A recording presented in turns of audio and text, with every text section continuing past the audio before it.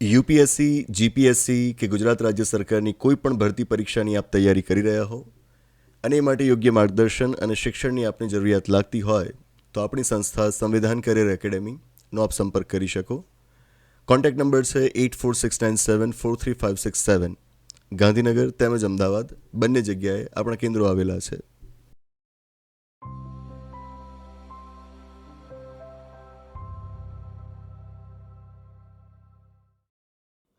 નમસ્તે, સ્વાગત છે આપનું આપણા કાર્યક્રમમાં કે જેનું નામ છે ગોષ્ઠી વિથ વિકલ્પ કોટવાલ. ગઈકાલે સુપ્રીમ કોર્ટે એક અગત્યનો ચુકાદો આપ્યો. ચુકાદો કે જે અનુસૂચિત જાતિઓ વિશે છે, શેડ્યુલ કાસ્ટ વિશે છે. જો કે સુપ્રીમ કોર્ટે અનુસૂચિત જાતિઓ વિશે આવી જ વાત પહેલા બીજા ચુકાદાઓમાં પણ કરેલી છે અને જ્યારે જ્યારે આવા ચુકાદાઓ ભૂતકાળમાં આવ્યા છે ત્યારે આપણે એના ઉપર ગોષ્ઠી કરેલી છે. ફરીવાર એના ઉપર ચર્ચા કરવાની જરૂરિયાત નથી, પરંતુ મીડિયા અત્યારે આ ચુકાદાને જે રીતે હાઇલાઇટ કરી રહ્યું છે, દર્શાવવામાં એ રીતે આવી રહ્યું છે કે જાણે સુપ્રીમ કોર્ટે બિલકુલ કંઈક નવી જ વાત આ વખતે કરી છે. નવી વાત નથી, પણ જો મીડિયાને હાઇલાઇટ કરી રહ્યું છે તો આપણે એના ઉપર ગોષ્ઠી કરવી રહી. અને આપમાંથી દર્શક મિત્રો કે જેમણે આ વિષય પર પહેલાંની આપણી ગોષ્ઠીઓને ન જોઈ હોય એમને પણ કંઈક નવું જાણવા મળશે. વાત શું છે? તો ગઈકાલે સુપ્રીમ કોર્ટે ચુકાદો આપ્યો છે કે અનુસૂચિત જાતિઓની પસંદગી ફક્ત હિન્દુઓમાંથી થઈ શકશે, શીખોમાંથી થઈ શકશે અને બૌદ્ધોમાંથી થઈ શકશે. જેનો મતલબ એ થાય કે હિન્દુ, શીખ અને બૌદ્ધો સિવાયના જે ધાર્મિક સમુદાયો છે એમાંથી અનુસૂચિત જાતિઓની પસંદગી ન થઈ શકે. એ ધાર્મિક સમુદાયોના, અન્ય ધાર્મિક સમુદાયોના લોકો એસસીનું સ્ટેટસ ક્લેમ ન કરી શકે. વાતને વિગતે સમજીએ. ભારતના બંધારણનો ભાગ 16નો અનુચ્છેદ 341 એ અનુસૂચિત જાતિઓને નક્કી કરવા વિશે છે.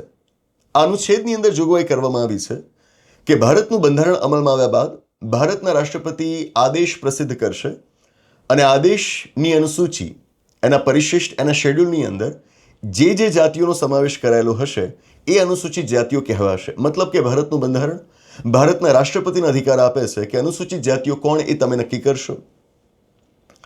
26 જાન્યુઆરી 1950ના દિવસે ભારતનું બંધારણ અમલમાં આવ્યું અને એ જ વર્ષે ભારતના રાષ્ટ્રપતિએ આ અંગેનો આદેશ પ્રસિદ્ધ કર્યો.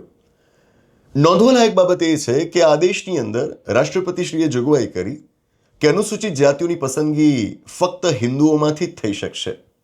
મતલબ એવા વ્યક્તિઓ કે જેમની સાથે બહુ લાંબા સમયથી, સદીઓથી અસ્પૃશ્યતા થઈ હોય, આબડછેટ એમની સાથે રાખવામાં આવી હોય, એ દલિત હોય, પણ જો એમણે હિન્દુ ધર્મ ત્યજીને જો અન્ય કોઈક ધર્મનો અંગીકાર કરી લીધો હોય તો હવે કાનૂની રીતે એમને અનુસૂચિત જાતિનો દરજ્જો ન મળી શકે. કારણ રાષ્ટ્રપતિના આદેશ પ્રમાણે અનુસૂચિત જાતિઓ તો હિન્દુઓમાંથી જ હોઈ શકે. પાછળથી 1956ના વર્ષમાં રાષ્ટ્રપતિના આદેશની અંદર સુધારો કરવામાં આવે છે. સુધારો કરીને જોગવાઈ કરવામાં આવી કે અનુસૂચિત જાતિઓની પસંદગી શીખોમાંથી પણ થઈ શકશે. પાછળથી 1990ના વર્ષમાં આદેશની અંદર વધુ એક સુધારો કરવામાં આવ્યો અને હવે જોગવાઈ કરવામાં આવી કે હિન્દુઓ અને શીખો ઉપરાંત અનુસૂચિત જાતિઓની પસંદગી બૌદ્ધોમાંથી પણ થઈ શકશે. બસ આટલે સુધી. ફાઇનલ પોઝિશન એ થઈ કે રાષ્ટ્રપતિના આદેશ પ્રમાણે અનુસૂચિત જાતિઓ કાં તો હિન્દુઓમાંથી હોઈ શકે, શીખોમાંથી હોઈ શકે અથવા તો બૌદ્ધોમાંથી હોઈ શકે. આ ત્રણ સિવાય અન્ય કોઈ ધાર્મિક સમુદાયોમાંથી અનુસૂચિત જાતિઓ ન હોઈ શકે. જેનો મતલબ એ થાય કે એવા દલિત્સ કે જેમણે ઇવેન્ચ્યુઅલી ઇસ્લામનો અંગીકાર કરી લીધો હોય અથવા તો ક્રિશ્ચિયાનિટી, ખ્રિસ્તી ધર્મનો અંગીકાર કરી લીધો હોય, ધર્મ પરિવર્તન કર્યા બાદ હવે એમને અનુસૂચિત જાતિનો દરજ્જો ન મળી શકે. આ લીગલ પોઝિશન થઈ. એટલે તો મારો સવાલ છે કે ગઈકાલે સુપ્રીમ કોર્ટે જે ચુકાદો આપ્યો એમાં સુપ્રીમ કોર્ટે નવું શું કહ્યું છે? રાષ્ટ્રપતિના આદેશ દ્વારા જે કાનૂની સ્થિતિ સ્થાપિત થઈ ગઈ હતી એ જ વાતને તો સુપ્રીમ કોર્ટે દોહરાવી છે. આમાં આટલો બધો શોરબકોર કેમ? આમાં નવી વાત સુપ્રીમ કોર્ટે શું કહી છે? સુપ્રીમ કોર્ટનું કામ બંધારણ અને કાયદાઓના અર્થઘટનનું હોય. જે છે એ એમણે તમને જણાવવાનું હોય, એના આધારે ન્યાય આપવાનો હોય. એમણે નવા કાયદા થોડા બનાવવાના હોય. તો રાષ્ટ્રપતિના આદેશથી એ વાત સ્પષ્ટ હતી જ, જે વાતને સુપ્રીમ કોર્ટે ગઈકાલના ચુકાદામાં ફક્ત દોહરાવી છે એવું કહેવાય. ઠીક છે, અન્ય ધર્મોમાંથી અનુસૂચિત જાતિઓની પસંદગી ન થઈ શકે, પણ સાથે આપણે એ વાત પર પણ ચર્ચા કરવી જોઈએ ને કે શું અન્ય ધાર્મિક સમુદાયોમાંથી અનુસૂચિત જાતિઓની પસંદગી ન જ થવી જોઈએ?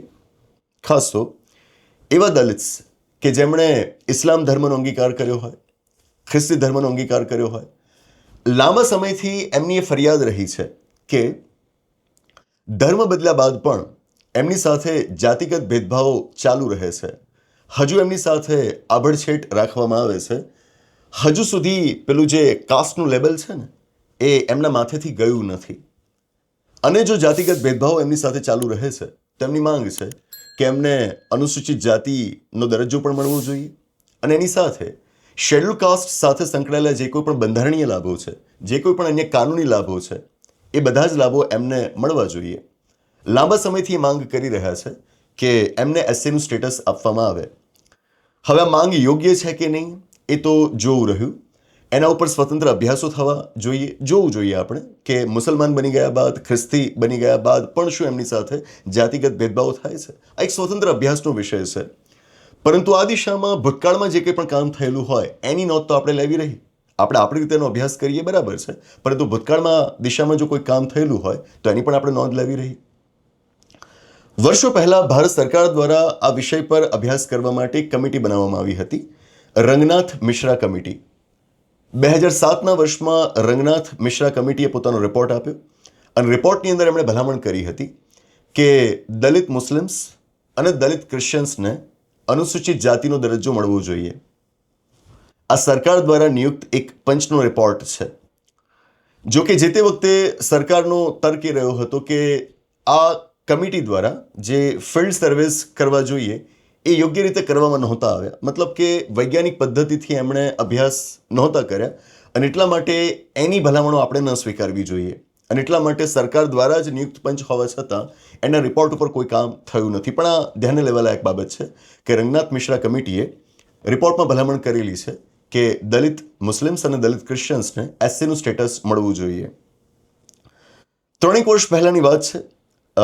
એક આંધ્રપ્રદેશ રાજ્ય અને બીજું તમિલનાડુ રાજ્ય, આ બંને રાજ્યોની વિધાનસભાઓ દ્વારા ઠરાવ પસાર કરવામાં આવ્યા હતા અને આ ઠરાવમાં એમણે માંગ કરી હતી, કેન્દ્ર સરકાર સમક્ષ એમણે માંગ મૂકી હતી કે દલિત ક્રિશ્ચિયન્સને શેડ્યુલ કાસ્ટનું સ્ટેટસ આપવામાં આવે.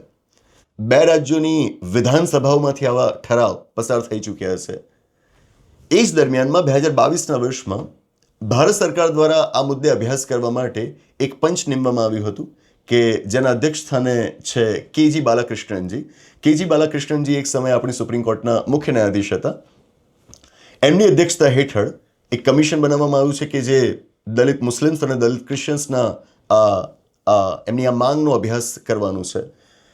4 વર્ષ વીતી ગયા પરંતુ હજુ સુધી આ કમિશનનો કોઈ રિપોર્ટ આવ્યો નથી. મતલબ કે ભૂતકાળમાં આ પ્રકારનું કામ થયેલું છે.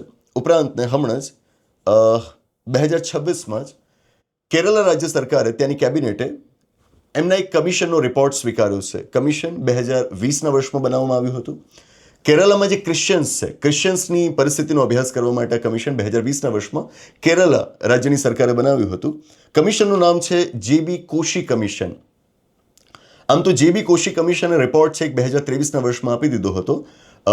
કેરલા રાજ્ય સરકારે રિપોર્ટને હમણાં સ્વીકાર્યો છે 2026માં. ક્રિશ્ચિયન્સ વિશે આ કમિશને અભ્યાસ કરવાનો હતો. એમણે પહેલાં તો ભલામણ કરી છે કે ક્રિશ્ચિયન્સને માઇનોરિટીનું સ્ટેટસ મળવું જોઈએ, લઘુમતીનો દરજ્જો મળવો જોઈએ.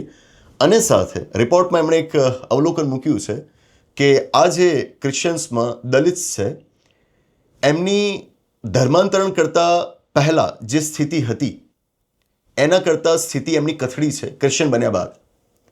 ધર્માંતરણ કરતાં પહેલાં એમની જે સ્થિતિ હતી ને એનાથી પણ હવે સ્થિતિ એમની કથળી છે ક્રિશ્ચિયન બન્યા બાદ. મતલબ કે એક રીતે આ કમિશન પણ એ વાતનું સમર્થન કરી રહ્યું છે કે ધર્માંતરણ બાદ પણ સ્થિતિમાં કોઈ સુધાર થતો નથી, રાધર સ્થિતિ ઓર કથળે છે અને આના આધાર ઉપર એમને એસસીનું સ્ટેટસ મળવું જોઈએ. તો આવા લગભગ 3 થી 4 કે એટલીસ્ટ 4 થી 5 એવા પ્રસંગો આપણી પાસે છે કે જ્યાં દલિત મુસ્લિમ્સ અને દલિત ક્રિશ્ચિયન્સને એસસીનું સ્ટેટસ મળવું જોઈએ એ વાતને સમર્થન મળેલું છે. સુપ્રીમ કોર્ટમાં મેટર ચાલેલી છે અને જે તે વખતે સુપ્રીમ કોર્ટની અંદર કેન્દ્ર સરકારે પોતાનો પક્ષ મૂકેલો છે કે નહીં, આમને અનુસૂચિત જાતિઓમાં સામેલ ન કરવા જોઈએ. કેન્દ્ર સરકારે પોતાની એફિડેવિટમાં આના માટેના 3 કારણો રજૂ કરેલા છે. કારણો કયા? પહેલું કારણ, કેન્દ્ર સરકાર કહે છે કે આ જે દલિત છે એમણે ઇસ્લામ કે ક્રિશ્ચિયાનિટીનો અંગીકાર કેમ કર્યો, ધર્મ પરિવર્તન કેમ કર્યું? તો એ વિચાર સાથે ને કે હિન્દુ ધર્મમાં છીએ તો ત્યાં જાતિ વ્યવસ્થા છે, ઇસ્લામ કે પછી ક્રિશ્ચિયાનિટીમાં ચાલ્યા જઈશું તો ત્યાં તો જાતિ વ્યવસ્થા છે જ નહીં. જો જાતિથી છુટકારો મેળવવા માટે તમે અન્ય ધર્મમાં ચાલ્યા ગયા છો તો બસ એ ધર્મમાં તમે ગયા. હવે તમને જાતિનું લેબલ પાછું કેવી રીતે મળી શકે? આ કેન્દ્ર સરકારનો પક્ષ છે, એમની પહેલી દલીલ છે. બીજી દલીલ,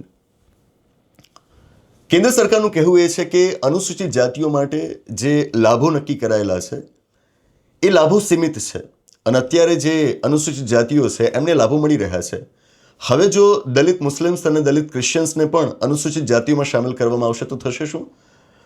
અનુસૂચિત જાતિઓની સંખ્યા વધશે પરંતુ એમના માટે જે લાભો નક્કી કરાયેલા છે એ તો એટલા ને એટલા જ રહેવાના ને.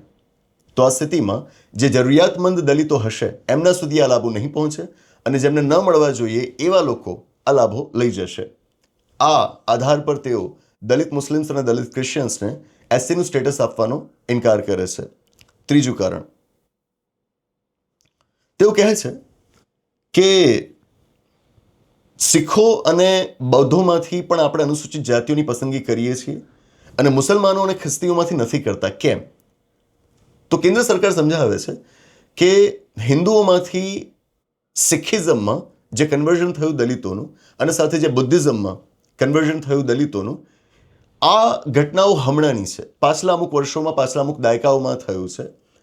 એટલે જ્યારે ધર્માંતરણ થયું તો એના મૂળ આપણે ચકાસી શકીએ છીએ અને એને વેરીફાઈ કરી શકીએ છીએ કે આ ખરેખર ધર્માંતરણ થયું છે અને અન્ય ધર્મમાં ગયા છે કે નહીં. પરંતુ જ્યારે વાત આવે ઇસ્લામ અને ખ્રિસ્તી ધર્મમાં ધર્માંતરણની, તો આ તો સદીઓ પહેલાંથી થતું આવ્યું છે.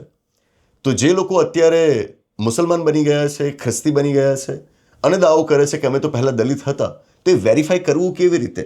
આ તો સદીઓ પહેલાં ધર્માંતરણ થયેલું છે, તો એની ખરાઈ કરવી કેવી રીતે? અને જો ખરાઈ નથી કરી શકતા તો પૂરી શક્યતા છે કે ખોટા લોકો આનો લાભ મેળવી જાય. શીખો અને બૌદ્ધોના કિસ્સામાં કેન્દ્ર સરકારના મતે આવું ખોટું થવાની સંભાવના નથી, કારણ કે એ જે ધર્માંતરણ થયા છે પાછલા અમુક વર્ષો, અમુક દાયકાઓમાં થયા છે, જ્યારે ઇસ્લામ અને ક્રિશ્ચિયાનિટીમાં જે ધર્માંતરણો થયા છે એ બહુ પહેલાં થયા છે. તો આ સ્થિતિમાં એ સાચું ધર્માંતરણ છે કે નહીં, કે પછી અત્યારે ખોટો લાભ લેવા માટે આ લોકો આ માંગ કરી રહ્યા છે, એ વાતને વેરીફાઈ કરવી કેવી રીતે એ ખૂબ મુશ્કેલ બની જાય. એટલા માટે કેન્દ્ર સરકાર કહી રહી છે કે એમને આ દરજ્જો ન મળવો જોઈએ. તો ભૂતકાળમાં ક્યારેક ઘણા બધા પ્રસંગોએ આમ તો દલિત મુસ્લિમ્સ અને દલિત ક્રિશ્ચિયન્સને એસસીનું સ્ટેટસ આપવાની વાતને સમર્થન મળેલું છે અલગ અલગ રાજ્યોની અંદર, અને કેન્દ્ર સરકારનો પક્ષ એ રહ્યો છે કે એમને આ સ્ટેટસ ન મળવું જોઈએ. આની સાથે વધુ એક મુદ્દો એ પણ આપણે જોડવાનો થાય કે શું અનુસૂચિત જાતિઓ માટે કાનૂની રીતે કોઈ ધર્મ હોવો જોઈએ ખરો? આવી પણ એક પિટિશન સુપ્રીમ કોર્ટમાં ફાઇલ થયેલી છે કે it should be religion neutral. મતલબ કે કોઈ ચોક્કસ ધર્મોમાંથી જ એમની પસંદગી કરવાની એવું કેમ હોવું જોઈએ? દલિત એ દલિત છે, આભડછેડ એની સાથે થઈ છે તો થઈ છે, એને ધર્મ સાથે શું લેવા દેવા? આવી એક પિટિશન સુપ્રીમ કોર્ટમાં ફાઇલ થયેલી છે અને આ પિટિશનનો મુદ્દો ક્યાંથી ઊભો થાય છે સમજીએ. તો ભારતના બંધારણનો અનુચ્છેદ 341 શું કહે છે? ભારતના રાષ્ટ્રપતિ આદેશ પ્રસિદ્ધ કરશે અને એમાં એ અનુસૂચિત જાતિઓ નક્કી કરશે.